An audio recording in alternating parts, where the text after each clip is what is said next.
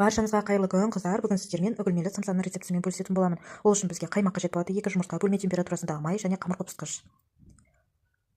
Және тұзымызды қосып, шанышқының көмегімен бір араластырып аламыз, қыздар. Үстіне ұнымызды қосамыз. Мен бірден ұнды салып, шанышқымен бір араластырып аламын да илеуге кірісемін. Және осындай қолға жабыспайтын теста шығу қажет, қыздар. Оны салафанға салып, тоңазытқышқа жіберемін. Салмасын дайындаймыз, қыздар. Тартылған ет және жуа қажет болады.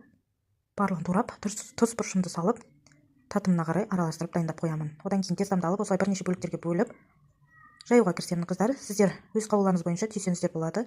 Мен тез ұлыма жасап жатқаннан кейін әртүрлі формада түйіп көрейінші деп түйіп жатыр едім бұл жерде. Түйу формама мән бермеңіздер, қыздар, бұл жерде. Қыздар, сосын тағы бір құпия, бұл тестамен мясной пирогта етті бәліш, яғни жасасаңыздар да болады. Өте дамды, қыздар. Бұл песочный ғой, яғни песочный теста. Өте дамды болып шығады, яғни қазіргі таңда ұйғырский самса деп жатады ғой. Вот осы соның тестасы. Сіздер де жасап көріңіздер, сіздерден қолдау күтемін, лайк, комментарий жазыңыздар.